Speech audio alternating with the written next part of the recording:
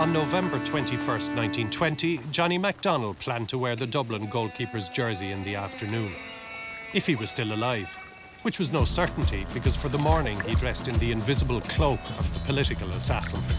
A late draft to Michael Collins' counterintelligence squad, he would pull across the River Liffey early that morning, disembark on the South Quays and take part in the killing of 2 British officers on Mount Street.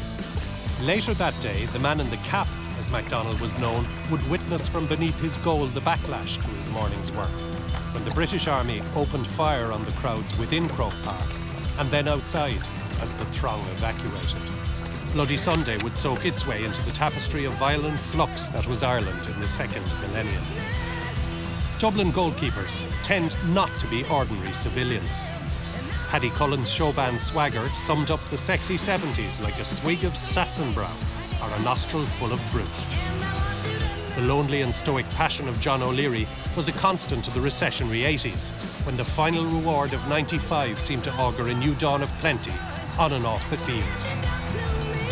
Today, the docks that sheltered MacDonald are shot through with silicon, and it is Stephen Cluxton's motherboard that drives the tech giant that is the Dublin football team. He's revolutionised goalkeeping. I think if you look at the whole GAA and football in the last 20, 30 years, he's changed it. There was a time when we used to bait the ball out the middle. For this Dublin team, Cluxton is what makes it tick. For 19-year-old Stephen Cluxton, this is the biggest day in his football career so far. He makes his championship debut in the absence of regular keeper Davy Byrne. He stood out in the fact that he, as a 19-year-old, he comes in and, he comes in without fear. From an early age, he showed how good he was.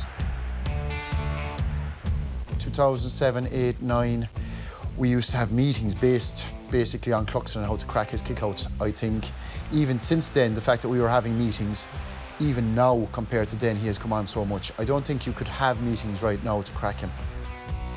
In an era cluttered with manufactured personalities, Cluxton's, just as his predecessors, is authentically revealed, but only on the biggest days. And they're going to bring up their goalkeeper, Stephen Cluxton, to see if he can put this one over the bar and win the title for Dublin. I mean, the fact that Dublin hadn't won in so long must have added to the pressure on him that day. But the pressure doesn't seem to bother him. It took balls to kick it. It was unbelievable at the time, into the Hill 16 to win an All-Ireland. He's put it over the bar! Cluxton, the hero!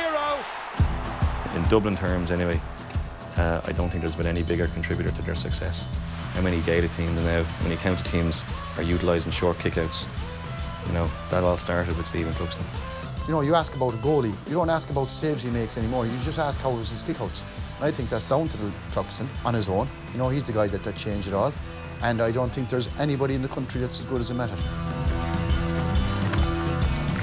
So, to the outsider, such a man may seem unfathomable.